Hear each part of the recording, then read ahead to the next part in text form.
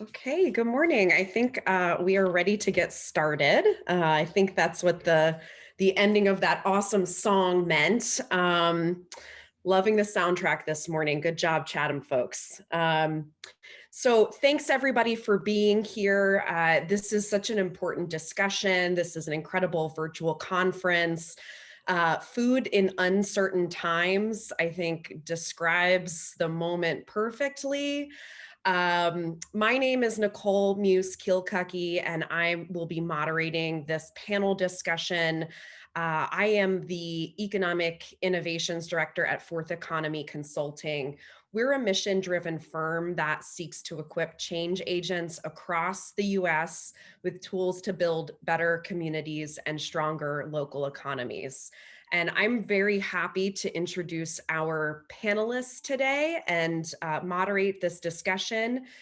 We have about an hour and a half, so I'll introduce each of our panelists and then we can spend some time talking through our topic, which of course is alternative economies.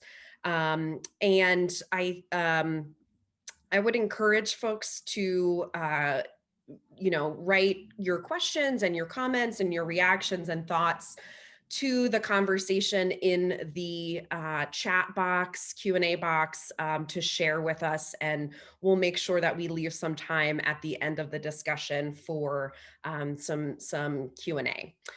So with that, I'm really happy to introduce our panelists. I'll give a brief introduction. I pulled some info from the full bios that you can find in the online program, but I just wanted to give you a taste of what each of these women are working on, and then we'll hear more about each of them in their own words.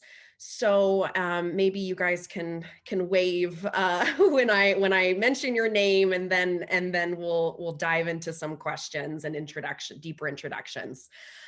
So our first panelist is Lacasha Wolff. She is the director and founding member of the Ujima Collective, which is right here in Pittsburgh's Hill District neighborhood.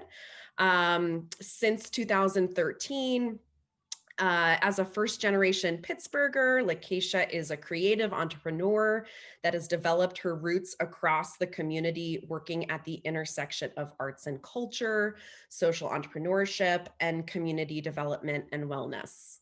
So thank you for being with us. Our next panelist is Vimela Rajendran, who is the founder and chef at Curryblossom Cafe. It's a social enterprise, pay what you can restaurant in Chapel Hill, North Carolina, where everybody eats.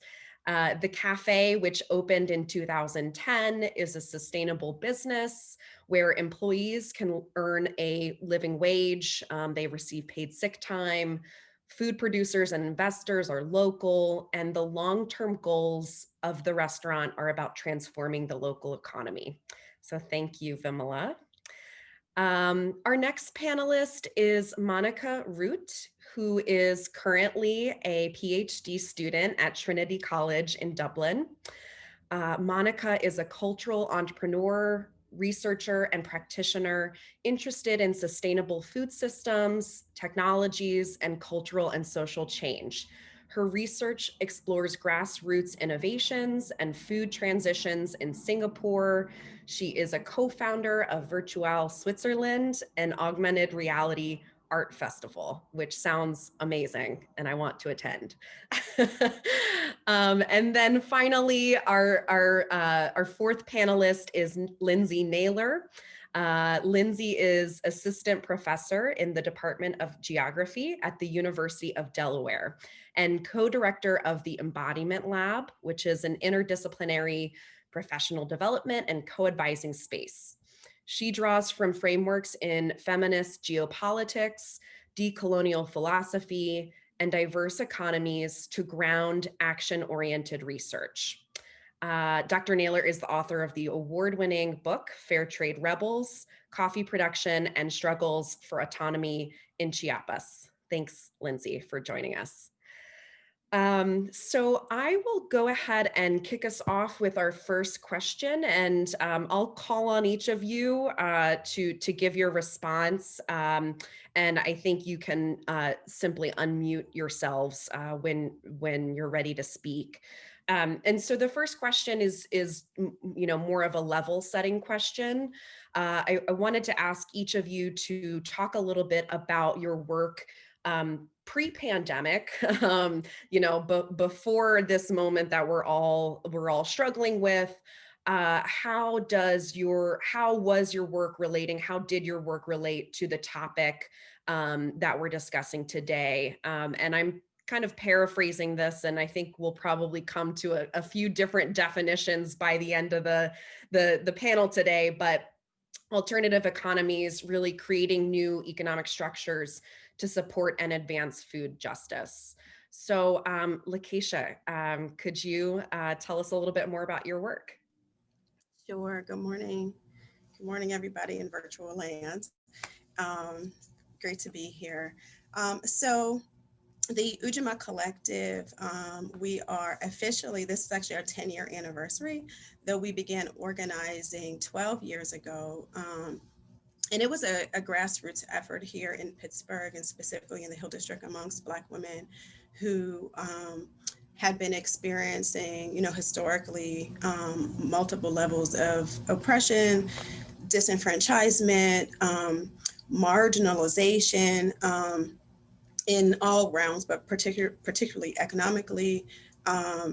And so our effort was, many of us were artists, we were entrepreneurs, social change agents, activists, and we wanted to come together to change our lived experience and that of our community.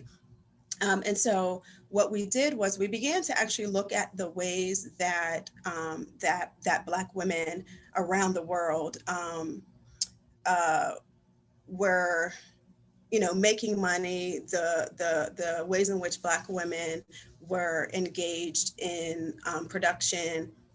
And so thinking about that more specifically in our niche of arts and culture. And so one of the things that we did whenever we started our collective work was we looked at examples within Nigeria, and we pulled out some different practices, so we began to practice the Esusu. We learned the ways in which Black women were just integral to the marketplace there, right? And so we used that as examples that really were foundational and very much the antithesis of what happens here in the US and in Pittsburgh, right? I know that folks who are in Pittsburgh or in our region are familiar with the Gender and Equity Report that came out last year,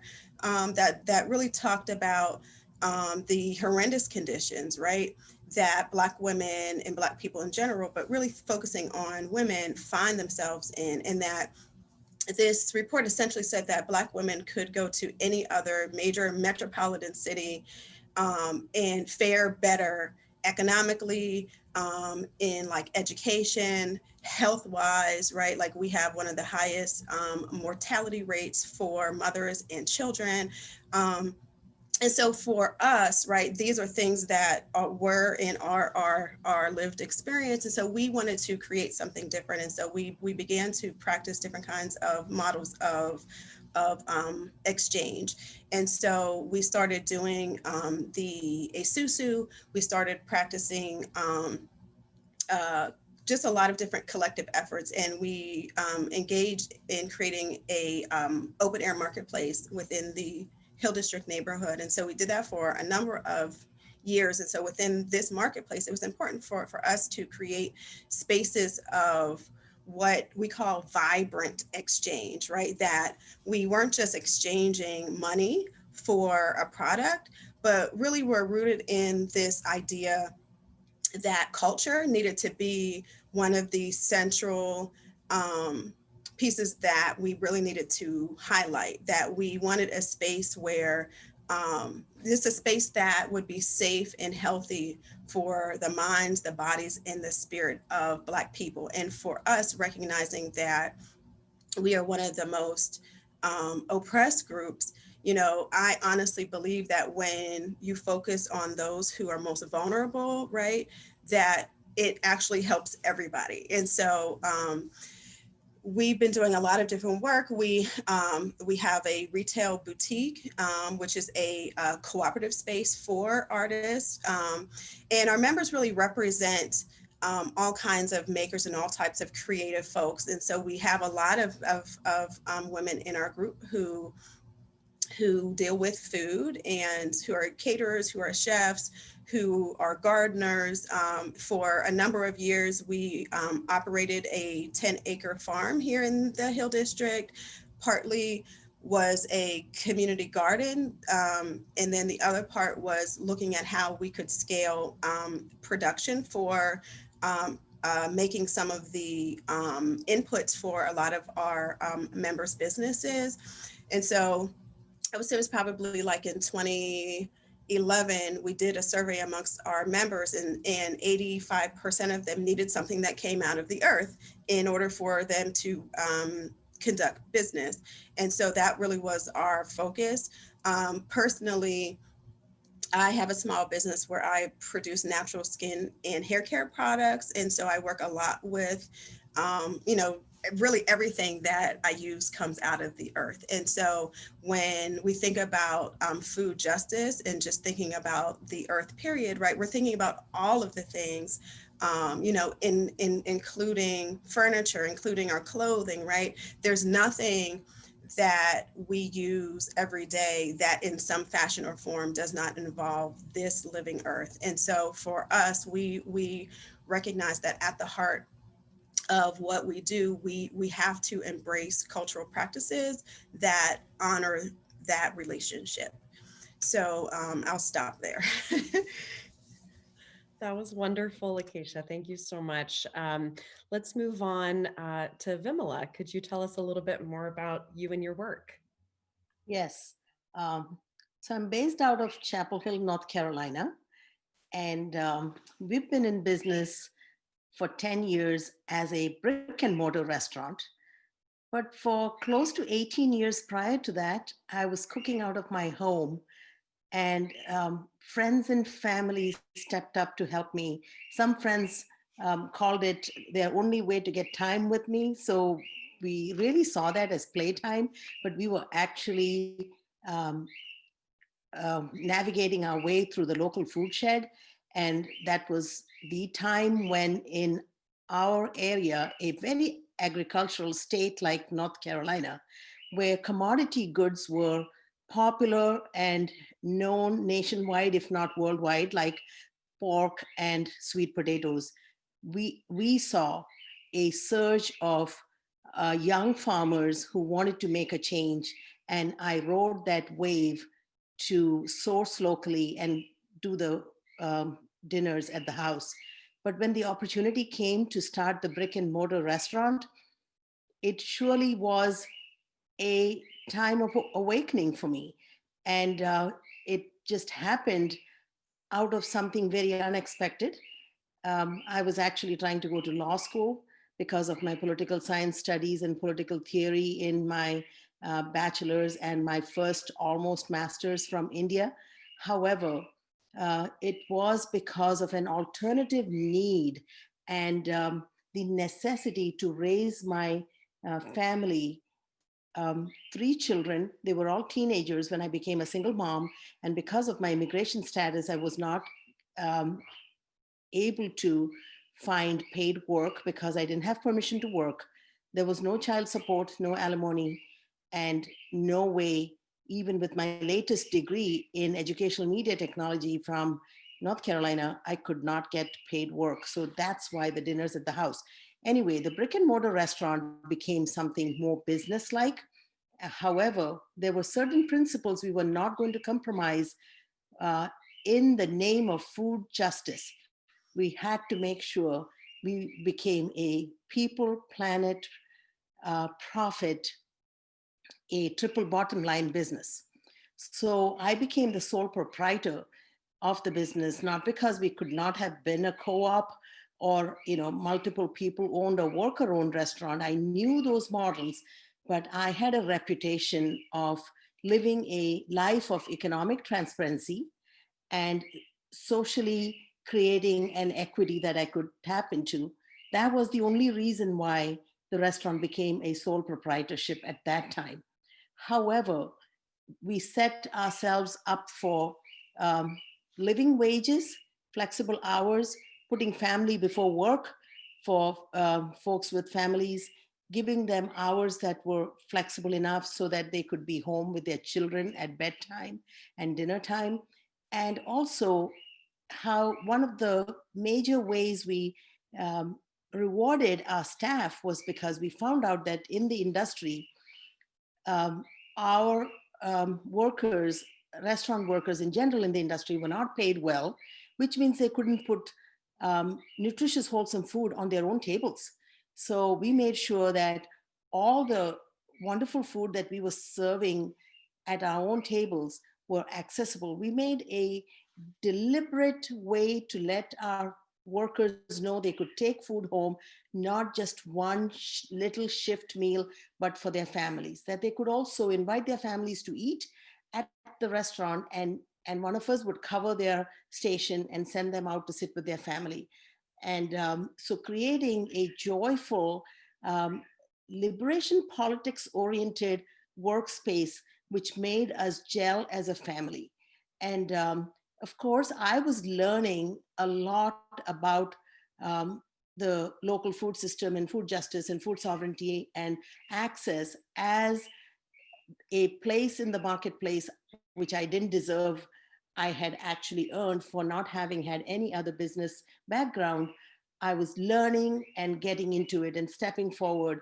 And I'm so grateful to many chefs up and down on the main street in Chapel Hill, North Carolina, for saying, welcome. We love that you're here. You have such a fresh approach. I had people approaching me and telling me what restaurant corners could be cut to make the food more profitable. And I always thought if I would not serve anything at the tables, that I wouldn't serve to my own self or my own children. So we maintained the integrity of the food. We were always good stewards of the planet, the living planet, as Lacasha Wolff said, this living earth.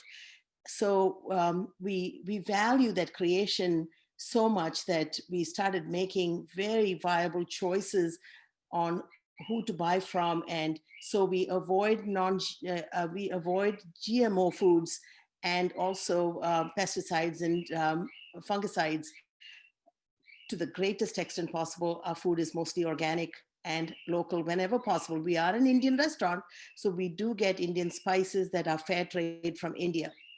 So as the pandemic came, our community gathering space, which is the restaurant itself with a beautiful courtyard and outside space, had to be suddenly cut. We were close to a month ahead of the COVID plans that were being put in place by our Governor Roy Cooper, who just got another term as he has won the elections.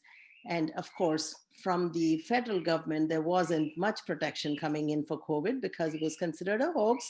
And moving right along, we decided we would put in masks, and to protect ourselves and our co-workers, we went to takeout very early in the game, like as early as mid-March. And we have not yet opened our dining room. It's been really difficult, but we have not yet compromised accessibility and food sovereignty. And I'll give you a couple of quick examples. We go into the highways and byways of our community to find out what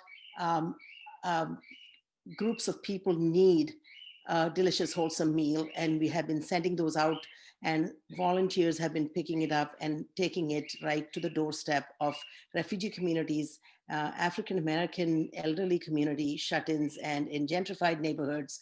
So that's one of the ways we have changed our ways of reaching out with this delicious, wholesome food. That's great. Thank you, Vimela. And we can talk a little bit more about how the pandemic has changed everyone's work. I'm sure it's changed significantly. But let's go now to Monika. If you could tell us a little bit more about your work pre-pandemic and how it relates to this topic of alternative economies. So hello everyone, I'm Monika and I'm talking to you from Poland, so it's a little bit dark outside. So basically I am a researcher. I just completed my PhD in geography with a focus on food sharing organizations, initiatives, and also economies in Singapore. And actually, I was looking at the potential to transition urban food systems in Singapore towards more democratic, sustainable food pathways. But my PhD is a part of a larger research project that is also based in Ireland at Trinity College in Dublin and led by Professor Anna Davies. And the project is called SHARECITY. And what we are doing with what we are trying to achieve with the SHARECITY itself is to actually establish the significance and actually understanding the practice of food sharing economies in cities. So maybe I can say that we actually use the terminology of food sharing and the food sharing itself as an umbrella term to actually map and demonstrate diverse, collective, collaborative, informal practices around food in cities, from growing food together, eating, redistributing surplus food. And what we did, our first step was actually to map food sharing practices in 100 cities. So we created a database of over 4,000 initiatives that consider, well, maybe we interpreted them as food sharing initiatives because of the strong focus on what they share. For example, they sharing land for communal food growing, or kitchen for social enterprises to work together on food projects, or for example there are food rescue groups and surplus redistribution networks that direct surplus food to charities and communities that are vulnerable. So so we look at 100 cities and we collected over 4,000 initiatives, and 70% of those initiatives were actually very informal, in a way that addressing diverse economic practices, from bartering, gifting, swapping, sharing, gleaning, and also very multifunctional, sharing all kinds of things. And what we also found is that unlike maybe more for-profit food sharing initiatives that are maybe directed towards more narrow understanding of food systems, for example, in terms of food security, which is maybe access to sufficient food. Those food sharing initiatives that are more informally organized, but also social enterprises, charities, cooperatives, they bring social, environmental, and ethical dimension into the game as well. So by looking at food security, they also considered biodiversity, the healthy soil, the access to culturally appropriate food, and resource restoration. And many of those food sharing initiatives, especially in Singapore, where my research was based, are really working strongly to democratize food systems. Like in Singapore, it's a very small city state where 90% of food is imported, and let's say the smart food policies that are now implemented from the top down are really more focused on indoor growing, vertical farming, soil-less practices. Initiatives such as, for example, Foodscape Collective, with whom I work, which is a network of individuals, groups, and gardeners, urban farmers who are advocating for access to land that is strictly regulated in Singapore. It's so difficult to get a piece of land to grow food, and especially indigenous plants and native plants that are disappearing from the local foodscapes. And also another initiatives that I work with, Food Rescue Group, that it's also a self-organized informal network of individuals saving food from markets, wet markets and supermarkets, and redistributing it to others through food sharing points and the network of community fridges. They also really changing a little bit the narrative of food waste management in Singapore, which is focused around waste to energy plants and really this focus on energy efficiency instead of looking at food as as more than a just material, but also as social and affective and really important for communities. So based on that research, and as we look at 9 cities in depth through ethnographic practice, we involve a number of food sharing initiatives to develop, to co-design a toolkit. So Share It Toolkit is an online toolkit that was developed with initiative working in food sharing economies to actually help them to capture and document the impact, whether it's social, environmental, political. Many of those initiatives work at the boundaries, really shifting boundaries of sustainability, and sometimes it's really hard for them to capture the impact of their work, and for many different reasons. For the fact that they are small, they don't have a labor capacity, or maybe they don't know how to do it, but those impacts are more and more requested by policymakers and by funders, really, to actually, who wants to know what's the actual work that those food sharing initiatives are doing. So we've been currently in the phase of engaging initiatives across the world to work with the toolkit, and maybe I can talk about the impact of my work during the pandemic in the later phase, but this is a good moment. Sure, that sounds great. Thank you, Monika. And then last but not least, Lindsay, could you please tell us a little bit more about your work and how it relates to our topic? Yeah, so I just wanted to start by thanking the organizers for bringing us together. And I don't really think that I fully grasped what it meant that we would be joining each other this week. And so I just want to thank everybody who's brought their energy to this panel today, and for the participants who are joining us for bringing their energy, because I know that we don't all have a lot of energy right now based on where we're at. So I am a researcher. I am an educator, and what I bring to this conversation maybe is a little bit different, because I am primarily trying to change the way that we think about economies and the way we think about the provisioning and access to food, and how it is not a singular thing, it's not a universal thing.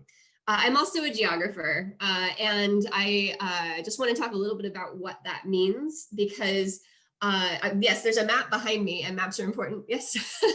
But geographers study the why of where, and so I'm really interested in why things are the way they are because of where they are. So why is this happening in this particular way in this particular place? And why is it that we, in some cases, map the experiences of some place or some people onto others and expect them to be similar? And so the way that I've mobilized that as a researcher is through working with communities that are actively resisting the efforts of corporate agriculture or international development organizations or the state more broadly, how they're resisting the efforts to homogenize and sort of destabilize there are multiple ways of knowing and being in the food system and how they relate to the environment more broadly. And the ways that I have done that over the last, 16 or so years that I've been conducting research are maybe seem a little bit different. So in my introduction, my great introduction by Nicole, thank you so much. My work with fair trade coffee farmers was mentioned. And so one of the things that I have done in that work, which is with 2 different social movement groups that started fair trade coffee cooperatives, but are populated by indigenous Maya subsistence farmers who are harnessing the coffee marketplace as a way to maintain their ability to grow their own food. And to actively resist the efforts of the state to remove them from the land and destabilize their way of life. And so one of the things that I learned in working with these groups is that we have an idea of a hegemonic capitalist structure that were whispered in our ear that this is how our daily lives are supposed to function, right? That we have to participate in this capitalist system. And what I try to do in talking about the fair trade work is help people to recognize, myself included, that there are multiple ways of participating in economies, and that all of us every day are participating in capitalism, alongside capitalism, and outside of capitalism. And one of the things that I think is very important to recognize there is that we don't try to refer those things back to capitalism. Instead, take capitalism away from its hegemonic status and decenter it to see lots of economic activities that are happening. And I have a very broad understanding of economy in terms of, like, it's not just about presenting yourself in the marketplace to work for a wage and create profit, right? Economies are much, much bigger than that. And so that is some of the work that I've done looking at how fair trade can be deployed in that way by folks. I've also done work looking at how we understand and practice food sovereignty. And so that work took me to Cuba with a group of farmers, practitioners, educators to go and have a knowledge exchange with similarly situated in terms of being farmers, educators, folks in Cuba, and really think about how we understand food sovereignty differently depending on where we are practicing it. And so there's a lot of difference between how, for example, a farmer in Hawaii understood their practice of food sovereignty vis-a-vis a farmer in Vinales, who's practicing food sovereignty in the context of an embargo, for example. And really the widely different knowledges of what the practice of food sovereignty is, can be, should be, for example. And so that's some of the work that I've done more recently. And then finally, I am very invested in a radical ethics of care around economies. And when I say economies of care, I'm thinking about all of the social reproduction, the care work, the labor that people do to make possible other people's lives. And that work is in, this is going to sound like, wow, she's doing farming in Cuba and farming in southern Mexico with rebel groups. And I've spent the last year in the neonatal intensive care unit looking at access to human milk. Because in the neonatal intensive care unit, milk is actually categorized as medicine, not as food. And its access can be restrictive in terms of for a number of reasons. And so I'm looking at the radical economies of care in terms of provisioning human milk. And so really, again, what I'm trying to do with this work is change the way that we think about economies. And I also want to just throw a little bit of a stick in the spokes, because in trying to decenter capitalism, I don't think about them as alternative economies. I just think about economies plural.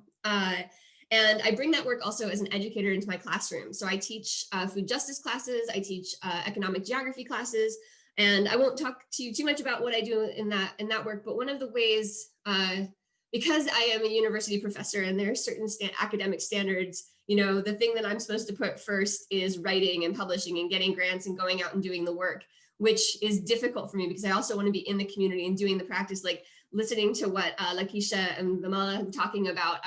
oh, it's just like, it's so exciting to be able to see people that are able to put this into practice, whereas I'm the one that's sort of writing about it. But the way that I put it into practice is in the classroom. And in my food justice class, we do a community engaged project with the Food Bank of Delaware, where students are actually working to co-create projects that help the food bank expand their mission, as it were. And it's been a really incredible way for undergraduate students at the University of Delaware to see beyond the donation bin and understand hunger in their community much better. And so those are the ways that I have been working pre-pandemic. Post-pandemic, our community engagement project couldn't really work because we couldn't engage the community. And so that was a real disappointment to not be able to do that work with the food bank that has been so valuable over the last 5 years that I've been at the university.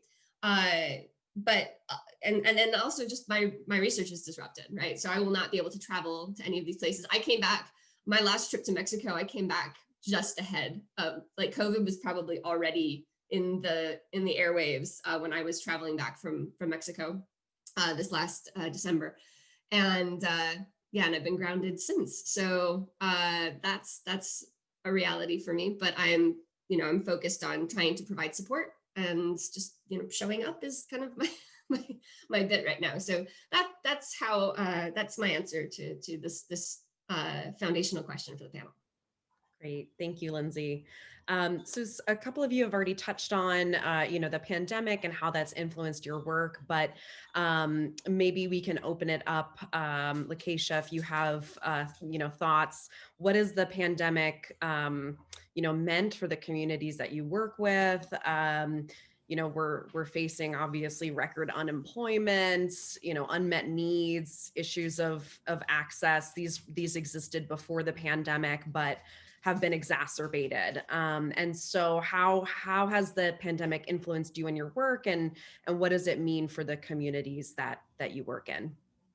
Sure. So, I just want to say before I answer that question that I'm just very grateful to be on this panel with such dynamic women. And it's always so good because I think that, obviously we're all doing different and varying levels of this work, obviously around the world, but it's just amazing to be in a virtual space with amazing women doing dynamic work. So I really respect you all.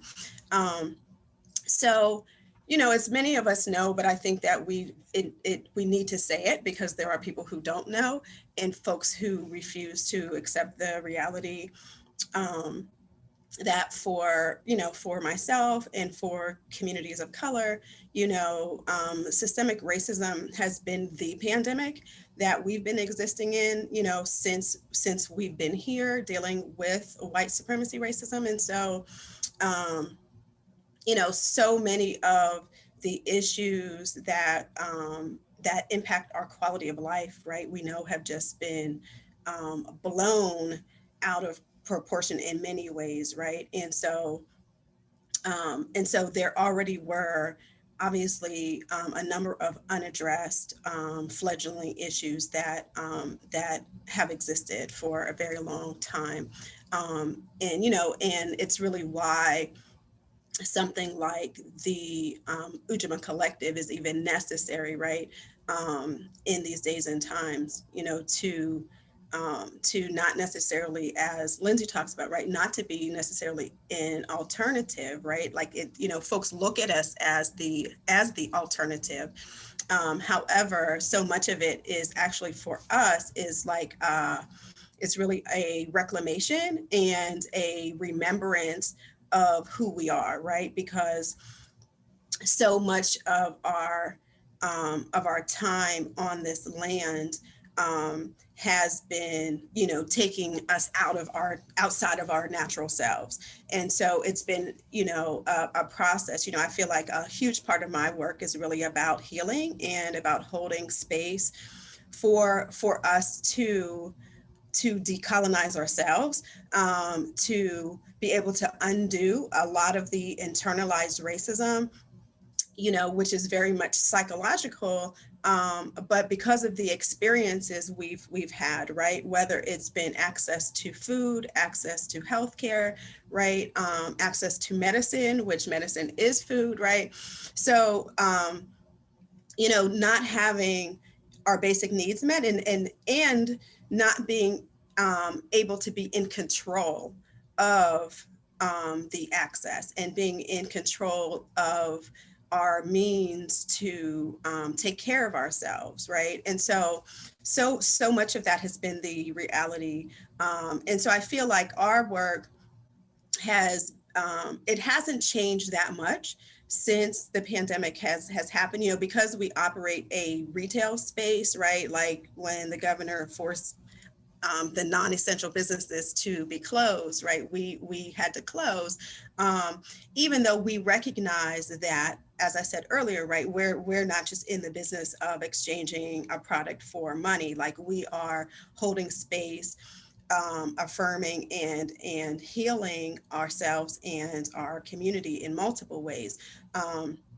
So, you know, I talked a bit about the fact that we used to operate this agricultural initiative, and we don't operate it anymore.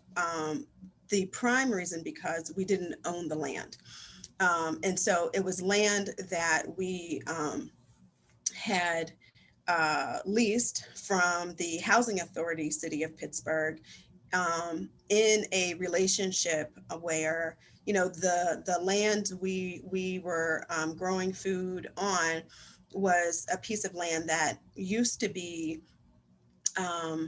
public housing. And so they had raised all of those buildings many decades ago. And so this land had just sat in the community unused. It was 10 acres of land. And so we had identified it and said, hey, you know, can we use it for this purpose, for the community and for our members? And it was interesting because it was at the time when, you know, even, you know, because we operate within the system as a nonprofit, but internally we have a cooperative infrastructure. But it was at the turn, before the turn here in Pittsburgh where urban ag became a thing, right? And so we were kind of like a little bit ahead of the curve, but philanthropy foundations didn't necessarily support it, right? We had one funder who happened to be a woman of color who did support it and who understood the importance of that work. But the partnership kind of fizzled because they just didn't understand. And we were wrought with just a lot of issues. And that particular funder said, you know, we'd love to continue to support you, but we can't support you on this property where you're not receiving support because you don't own, or, you know, have equity in this land, right? And so, but we've always held that as really a central focus for us, that, you know, we need to be in a space where we are thinking about food, we're thinking about how people access it. We're in a neighborhood that hadn't had a grocery store for like 30 or 40 years. And in 2013, 14, the community did get a grocery store. However, it was wrought with a lot of challenges. And one of the things, you know, that I observed is when I would come into the grocery store, as compared to other neighborhoods with grocery stores, right? You see the quality of the food, right? The quality was way lower. And, you know, mind you, this is a historic African-American neighborhood, but the quality of the food was really low. It's what I would call like the back of the truck produce, right? Like they deliver to all of the other places. And then once they show up to this Black neighborhood, it's what's been on the back of the truck for the longest period of time. The produce that was picked early, never really ripened, and or it's now overripe, right? And just not really good. And so, and then that produce would sit on the shelf for a really long time. But mind you, the other part of our work was thinking about psychologically how a community, right, how a group of people are impacted by not having access to food for decades, right? For generations. And I'm a big believer in the fact that, you know, our external experiences, the things we go through, right? Traumatic, or hostile to our bodies or to our minds, to our spirits, right? That those things very much become almost a part of our living being, right? Like that we are impacted on a cellular level, even in ways that we don't even understand. And so it was thinking about that and thinking about the sort of psychological impacts of, you know, not having a relationship to food and to fresh food, right? And that becoming normalized for generations of families. And then the sort of, you know, just the era where we're in with technology and all of these things, and people don't really know how to relate to each other, even within families, don't, and just have this gap between the generations. So you'd have like a grandmother or like a great grandmother who remembers maybe growing food in her backyard, but really losing that over time because of the changing landscape around housing and all of that. And so one of the things that we had planned on doing actually pre-pandemic was to engage our community in these sort of dinner style conversations.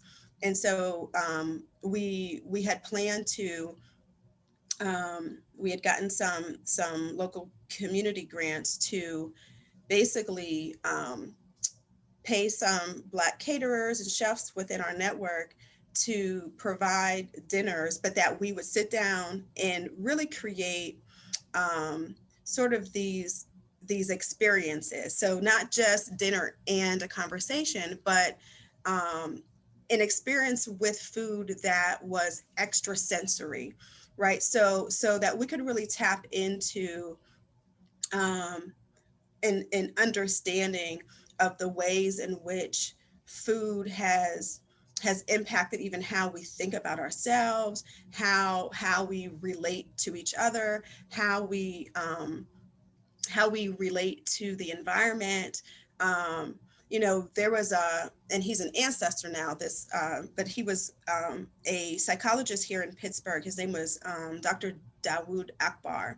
And he was one of the only Black psychologists that I knew who really understood, you know, in being a therapist and practicing with a mostly like African American population. He really understood the impacts that history, right, like going back hundreds of years in history, and the sort of Atlantic slave trade, and what we know as the Ma'afa, which is what is kind of the Black Holocaust that hasn't yet ended, but what all of these negative experiences have had on the psychology and then thus the health of Black people. And so I was leaning on my understanding of working with him in the past, because he would do these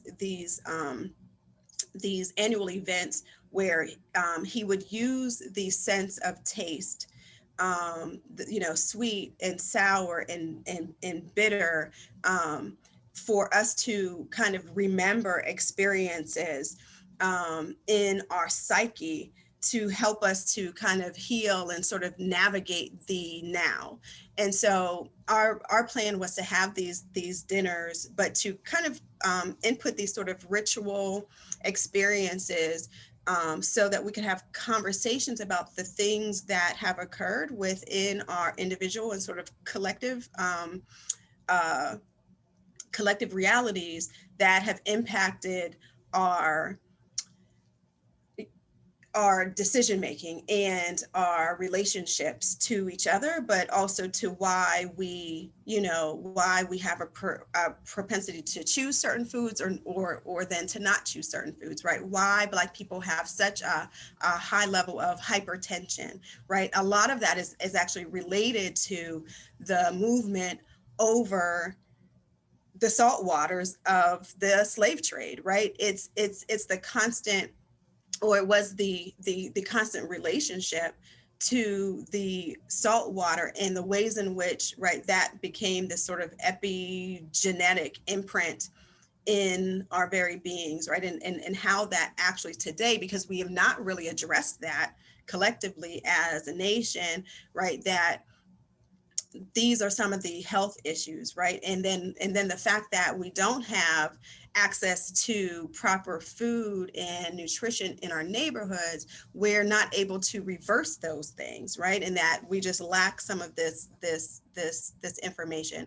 So COVID hit, we weren't able to have these roundtables, but once our shop got shut down, we pivoted the use of that money into working with some of our neighborhood partners to provide some of the third meal options. So there were some folks who were stepping in to do breakfast and lunch, particularly around the schools.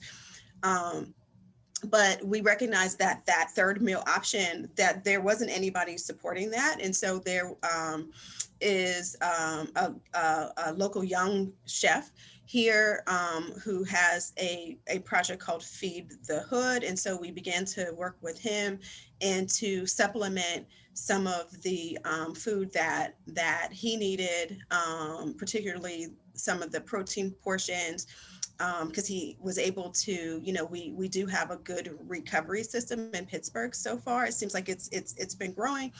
So he's been able, he was able to access the grains and the produce, but was having a hard time with some of the meat aspects. There's certain meat that we don't do, but we said, okay, we'll do poultry and maybe we'll do some fish.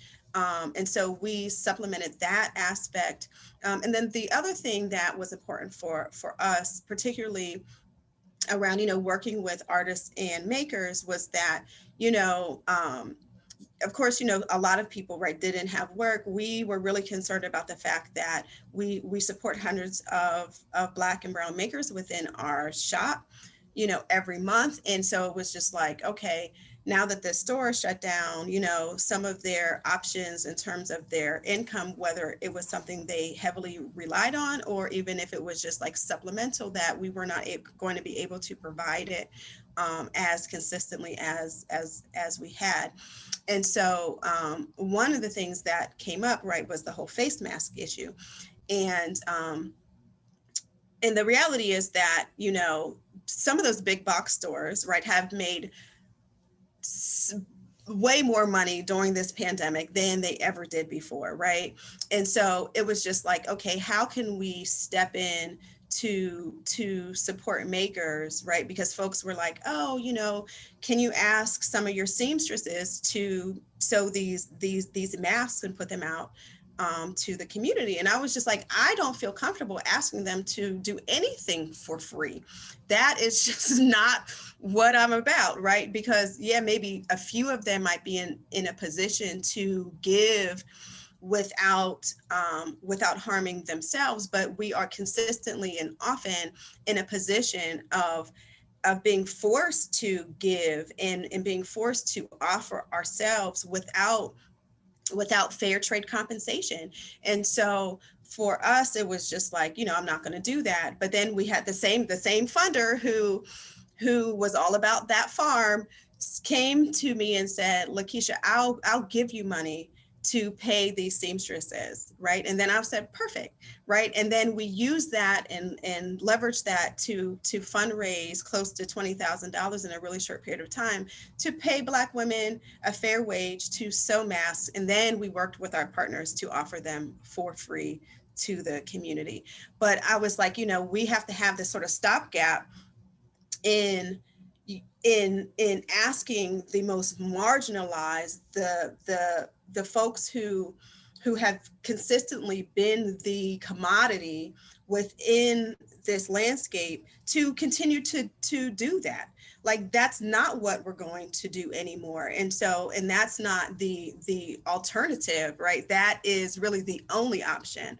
I see Lindsay, I'm like, yeah, like amen and ashe, because that's what has to happen. And so for us to, and I often find myself in situations with people who I respect a lot, but who, you know, oftentimes disagree with, you know, they don't necessarily disagree with my values or my principles, but they sometimes disagree with mine now, right? Like we, you know, it's not something we can wait on doing. It's something we have to begin to interject now, because there's no perfect time later on for us to be thinking about like, okay, well, I'm just going to get all of my money first, and then and then I'll be in a better position to do X, Y, and Z, right? And I understand that kind of thinking to a certain extent, but for us, it's and that, right? Like we have to do both things at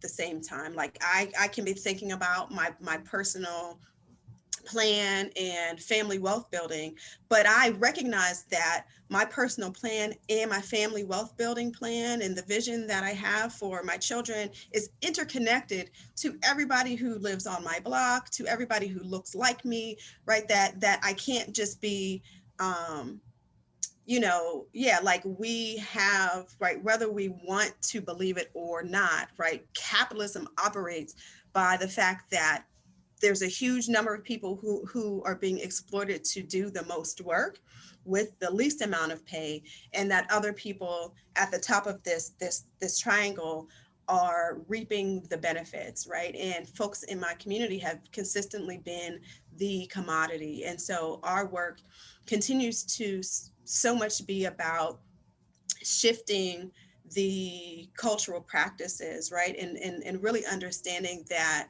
you know, every single decision we make, right? Every single one really is a decision about what we value. And it's, you know, and it's difficult. I'm not saying it's easy or anything like that. I'm challenged every single day, but we have to be, you know, way more aware of that. And then the last thing I'll say, you know, just in relationship to fair trade is that, you know, personally, even in my practice of making natural products for the physical body, you know, I learned a long time ago. So one of the major commodities that I use is shea butter, right? And it's this product that Black women in West Africa have been cultivating for hundreds of years, right? And it's just so hurts my heart now every time I see businesses that I know are so exploitative and taking advantage of these women. And when I really did my research, you know, it's like 15, 20 years ago, and really understood the process and the history and the amount of work these Black women put in every single day. And I was thinking about my own lived experience of being a Black woman in Pittsburgh and knowing that I didn't want to be exploited. I didn't want to be taken advantage of. And I said, how in the world can I think that I'm doing something positive in one way here, right? But then be over here like, oh, I'm going to get this shea butter, you know, pennies on the dollar so that I can flip it and be okay, and just me be okay, right? But really not thinking about that whole chain of people who are in this process, right? And so that's when I immediately was like, I need to change my sourcing. I need to ask more questions about the process. And so that's really what got me thinking, was being able to see other people as I saw myself.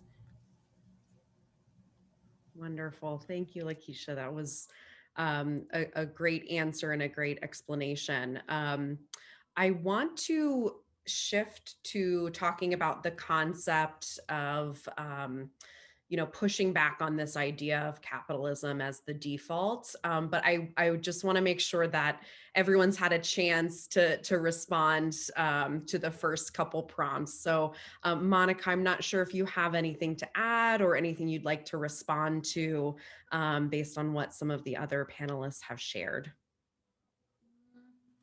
I can maybe share a little bit about how food sharing initiatives have been responding to the COVID-19 crisis here in Ireland, because this is basically the research I've been doing right now, and it's kind of show a little bit of different context. So community gardens in Ireland are basically considered by the government as social and recreational sites and not as sites of food production. So with the COVID and the national lockdown, urban allotments and all the community gardens were basically shut down. And yeah, that was very problematic for the gardeners who put a lot of skills and labor into growing, and that was actually the phase of seedling and also growing. So the petitions were signed and then submitted to the government to actually reconsider this zoning of community gardens in Singapore and making them basically essential services for communities to access food, but also to heal, to connect to soil, and really to restore the mental health after being locked in the apartments, especially elderly gardeners for about 6 weeks. So yeah, in terms of food redistributions initiatives and food rescue networks, these definitely spiked in demand. So before the pandemic, those groups worked really more on the small scale, connecting surplus sites such as supermarkets with charities. But during the COVID, most of these initiatives started to collaborate, and they launched a call and a food emergency called Food for Ireland, because the number of people experiencing food insecurity during the crisis increased, and food banks, food charities were overwhelmed. So then the informal groups stepped in, and they really became the pivotal infrastructure of access, mobility, and care, really even improvising by using trolleys, by using mobile kind of infrastructure to move from one place to another, because serving food, the soup kitchens were also shut down because of social distancing and hygiene issues.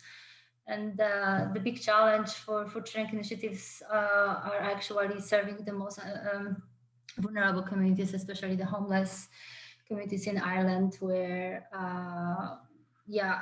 just reaching out people who even live in the streets. There are about 100 people right now living in not having a permanent accommodation, and also serving food in the streets. And there has been ongoing kind of challenge and battle with bureaucratic hurdles, where you have to adhere to those hygiene and safety regulation, but in the end how you keep with those regulations on the streets, but there is no really access to maybe sanitizers and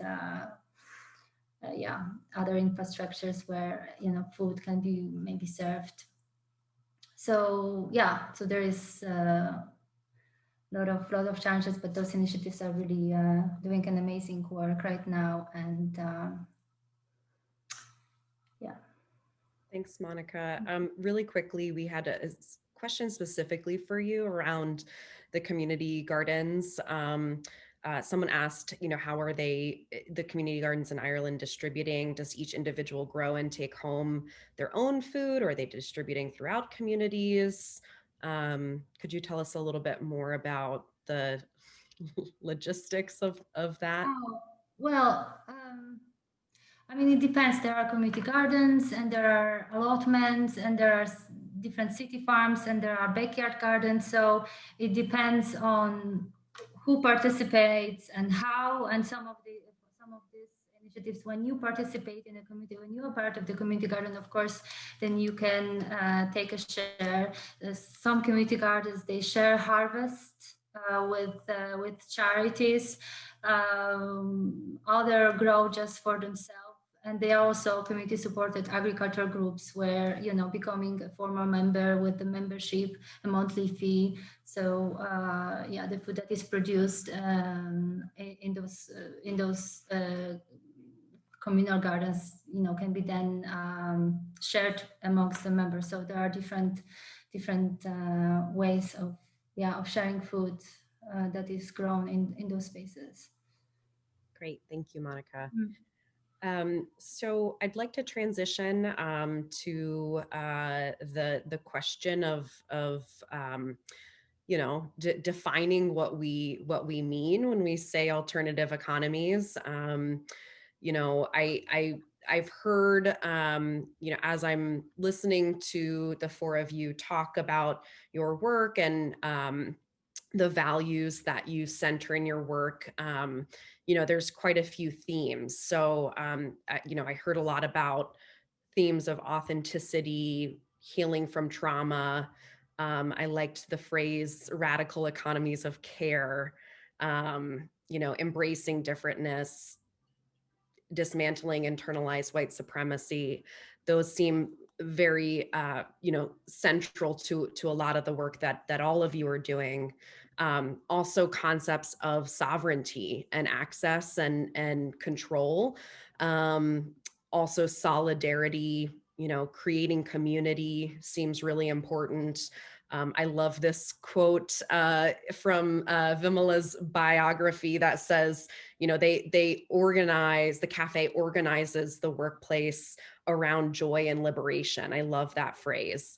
And then kind of a third theme that I heard you all mention in bits and pieces is, honoring the land and healthy soil, stewardship, support of the earth.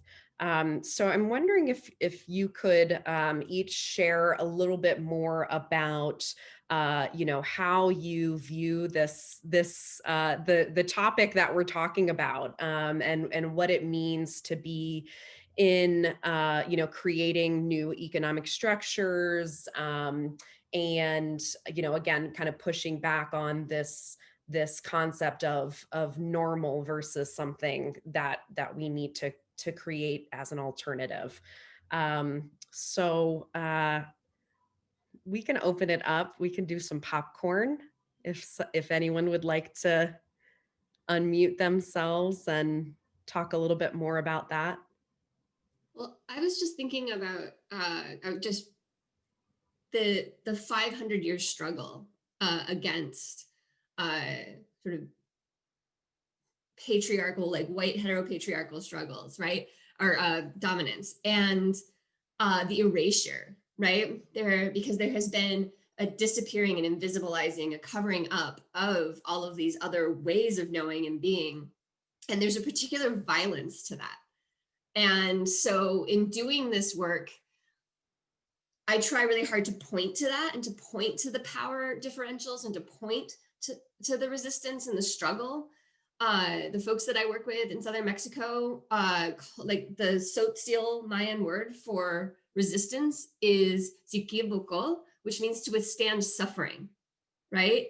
And that is, there's a salience to that is really important to understand what pushing back on these systems means.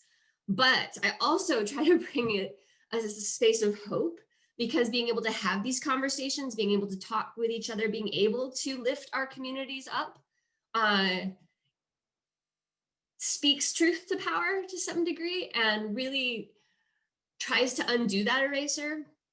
And so I just wanted to throw that out there because, again, it's like maybe some of the people on the call, they're hearing about the lack of access to food in certain communities and sort of the structural oppression that is very intentional, that is in place.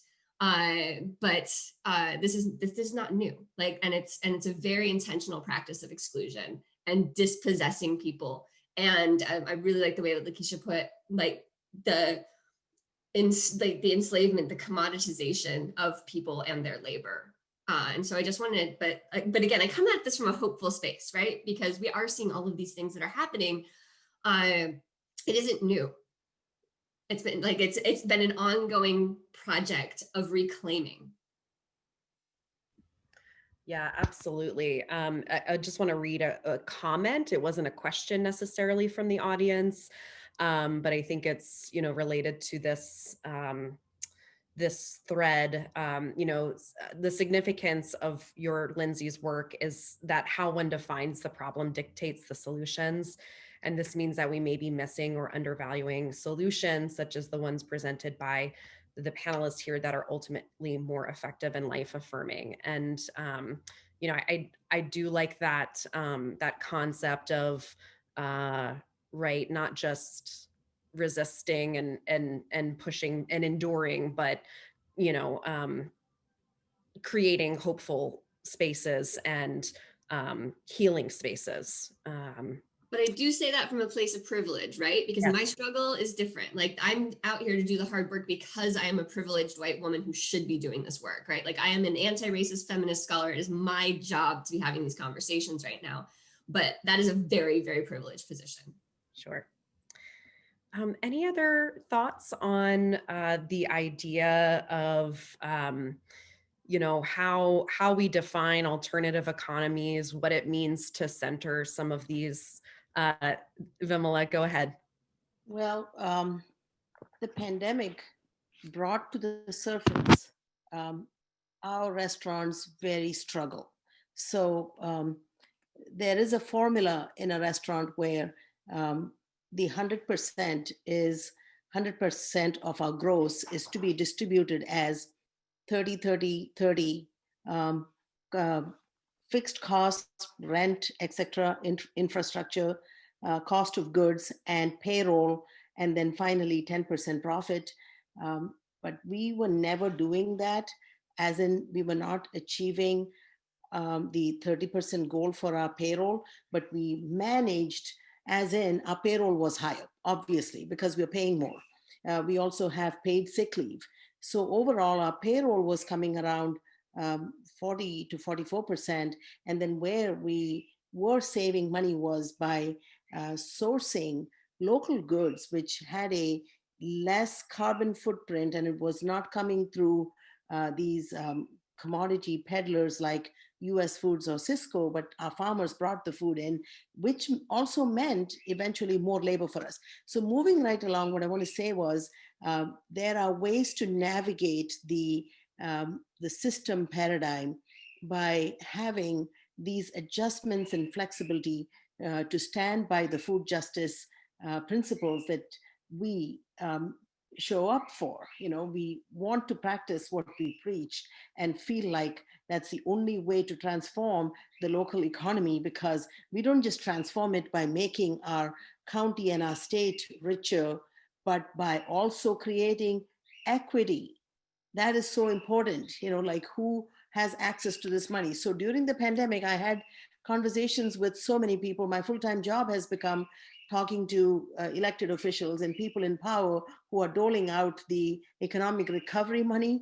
And it's been really hard because the state tells me the county has the money, and the county tells me that I should go to the city. The city tells me that they are talking about me in person on national mayors' conferences, but talk has never really delivered the goods. So we are alternative, or our definitely our creative resiliency solution has been to revive a foundation called Curryblossom Foundation. So then donors and charitable foundations out there are able to give us tax deductible contributions, because otherwise a for-profit business cannot survive. Left and right on our main street, we have seen local small restaurants close, but chains have not closed. McDonald's is not closing anytime soon. However, we were facing closure, and we still are running on a precarious line of profitability or survival. And when I had a conversation with soon-to-be President-elect Joe Biden a couple months ago about economic recovery, he did say there is much money. I want to know how we can actually hold the feet of the politicians to the fire to help with small business recovery in this time of going deeper into the pandemic. We don't have an end in sight, and this is not about the vaccine, but economic recovery is going to be really hard, because if we the businesses that actually care about the people and the planet, and our sustainable businesses, talking about food, access, security, sovereignty, we will crash. And I don't want to see that happen. Absolutely. Any other thoughts on creating alternative economies and what that looks like, what that means for your work? And if not, we have a couple of Q&A questions from the audience that I can read. So we can go back to that topic if you guys like. So one question that just came through is around, speaking of the recent election, what might we do to challenge the federal government and the very unequal economy that local economies battle against? And thank you so much again. This is an excellent forum of great speakers doing great work. So any thoughts around how to hold government accountable? How, I think one thing that Vimela just touched on is there's not a lack. We don't suffer from lack of resources, right? There's no lack of capital, but it's access. It's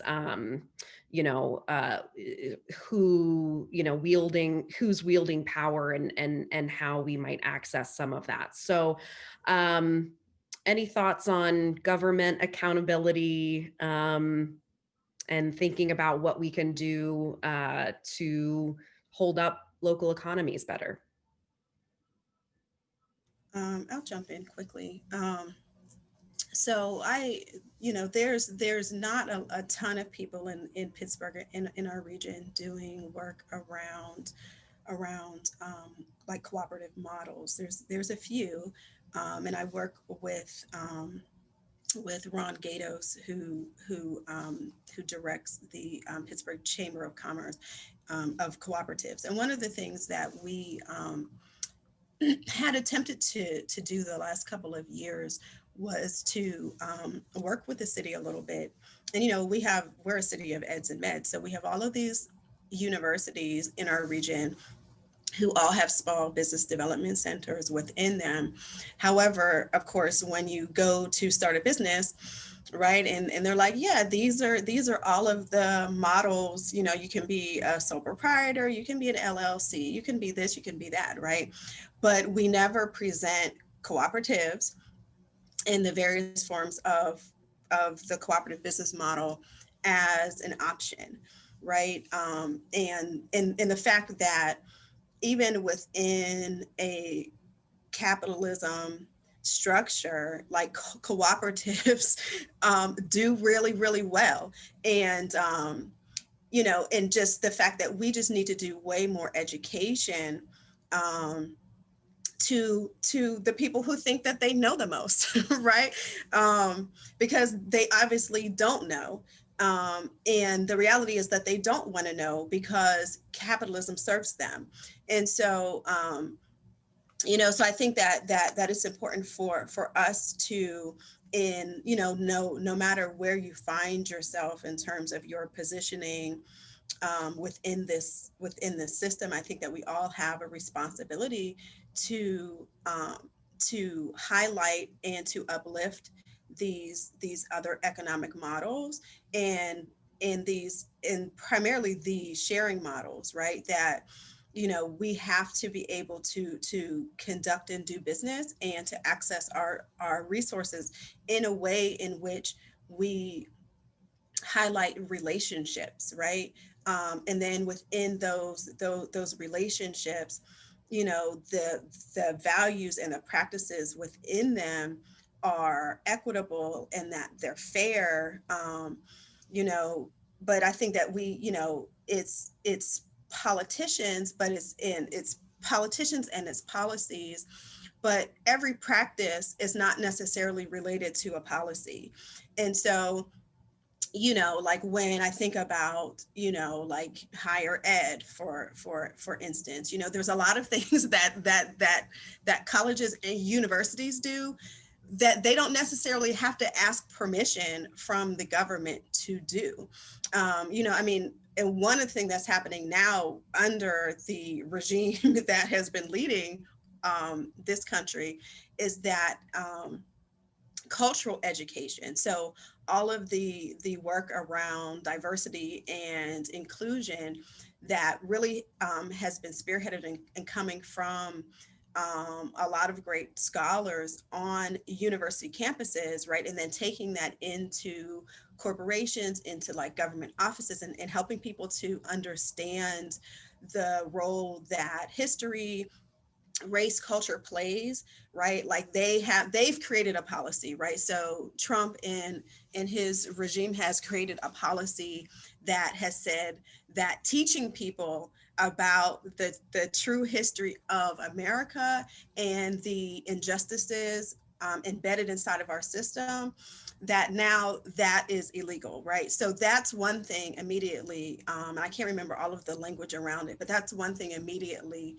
that folks can address and begin to push back on it. Even if you don't understand, even if you've never been in a workshop, a class around that, you know, do a little bit of research and understand that even the pathway towards an equitable food justice system comes through understanding what we've been doing and what has happened. And so if we don't address that, nothing's going to change. So that's one thing.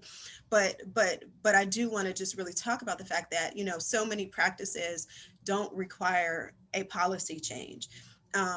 You know, and then also that, you know, I think the other thing that we do have to also address is that, like, you know, things that are policies, and I'm sure that I'm speaking, you know, preaching to the choir here, that, you know, when we think about policies and laws and all of those sorts of things, that everything that is a policy or a law, right, is not necessarily just or fair. So just because somebody put it into practice doesn't mean that it should be there or that's the way in which we should operate, right? Like for instance, you know, Black people were the only population of people who were legally forbidden to read and write. Legally forbidden, like it was written as a codified law, right? And so we know that there's multiple policies and laws on the books to this day, that just because it's the law does not make it right and or just. And so so those things need to change. But also that, you know, there's things that we can do every single day that does not require a policy change. It requires a personal change, and that we all have to be more intentional and be willing to put ourselves in really uncomfortable positions so that other people can be a little bit more comfortable, because there's a lot of folks who've been living in uncertain times since they came out of the womb. So you know, I think that is just really important for all of us to, you know, recognize what our privileges are, to be willing to address those things, be willing to look in the mirror every day. And you know, because what's unfortunate, you know, as we have this dynamic and dope group of women on this panel, right? Like I was just, you know, I haven't been paying, I have not been paying or giving away my attention to all of what's happening in this election season. I'm being aware, but I'm just not giving all of my energy to it, because I recognize that there's certain elements of the system that are not going to change just because of one red choice or blue choice, right? Now we know that one choice is going to maybe keep some of the heat off of our backs, but we also know that the heat has been coming.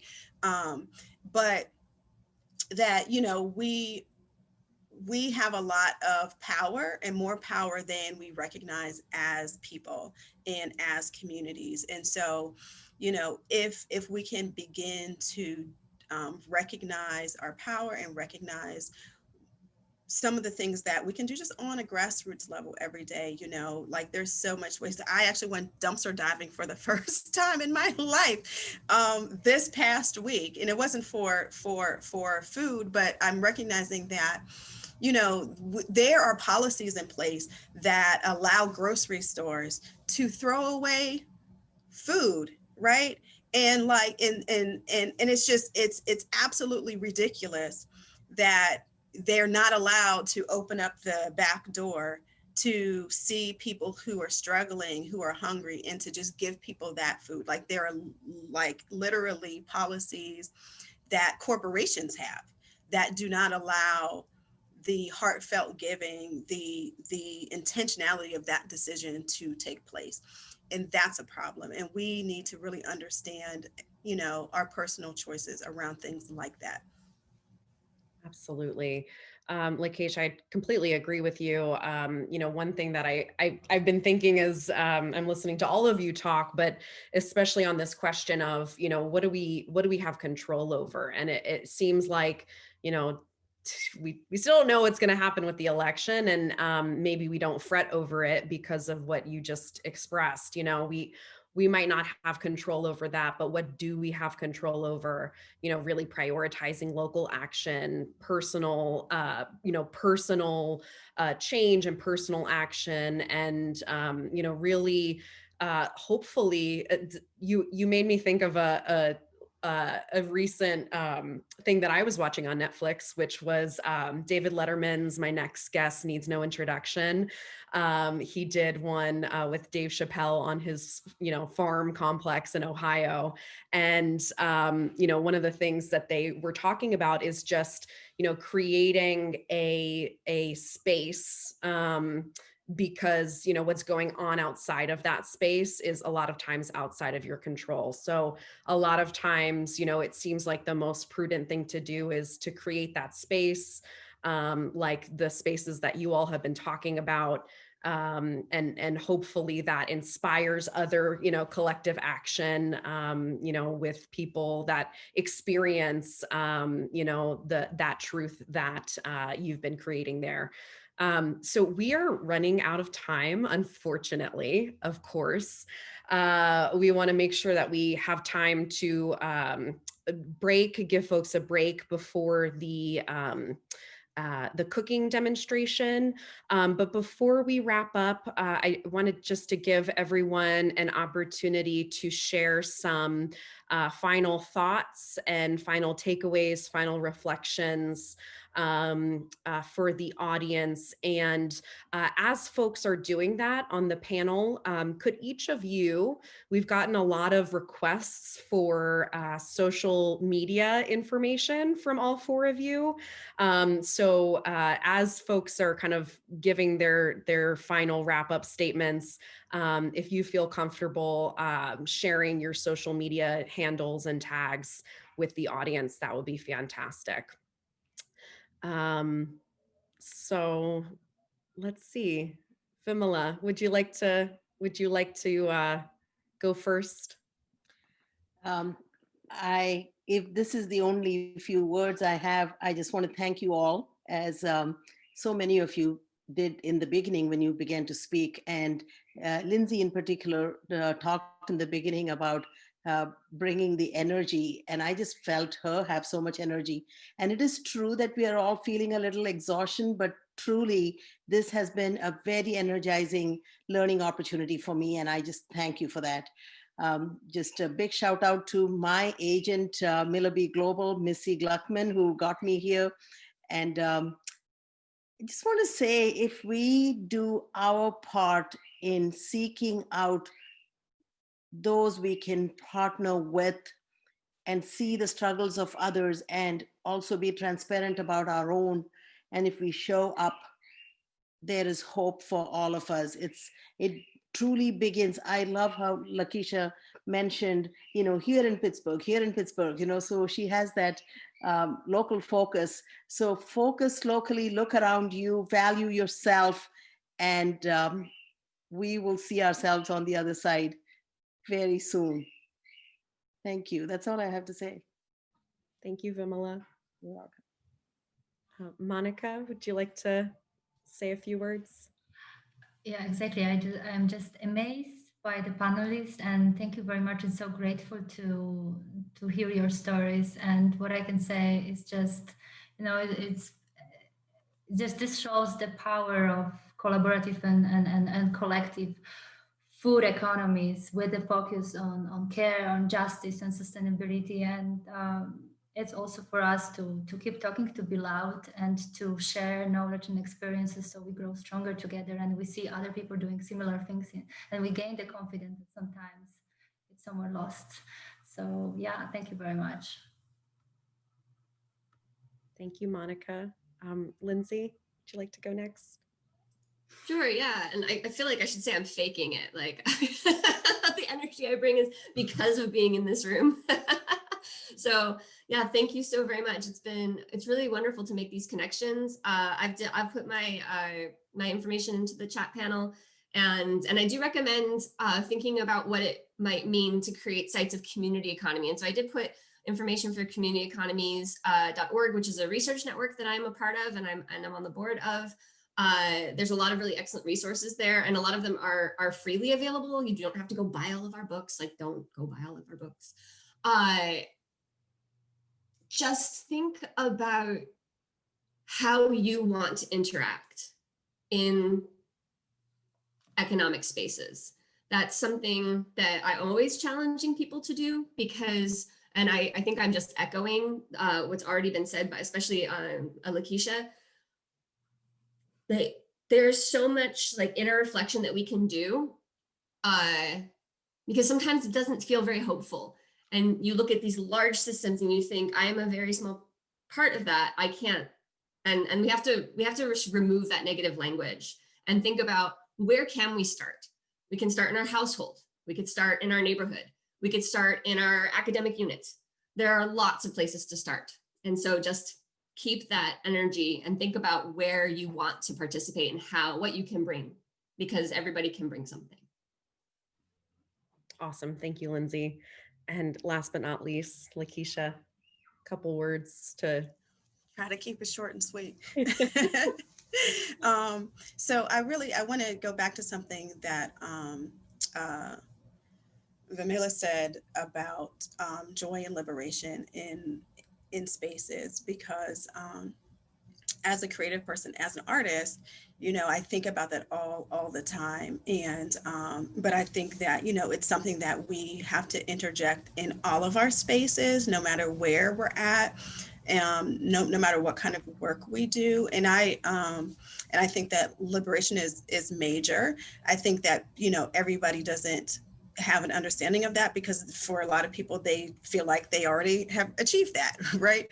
But for many of us, and really the global majority, we know that we have not, because we're under, systems that are not our own, that are ruling and controlling our lives. And so I actually use the language of joy and justice, and feel like, even when people come into our spaces, because placemaking is a huge part of what we do.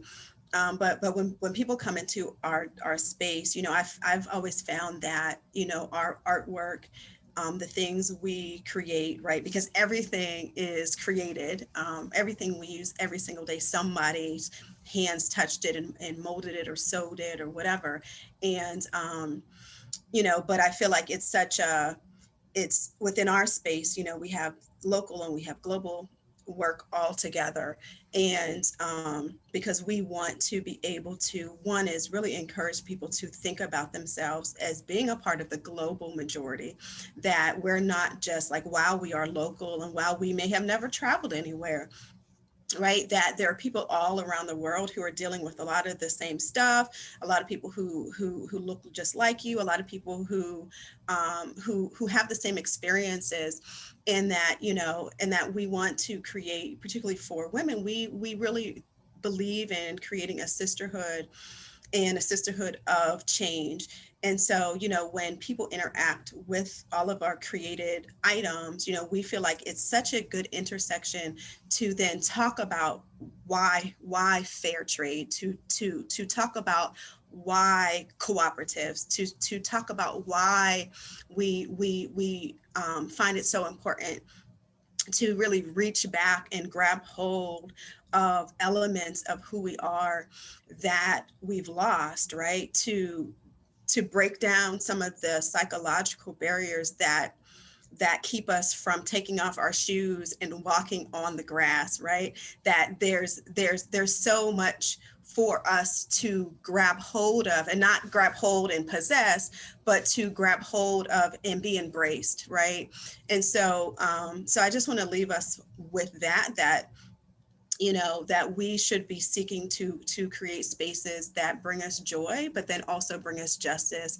And justice is the redistribution, right, of the things we need in the most equitable and fair manner, and it's rooted in accountability.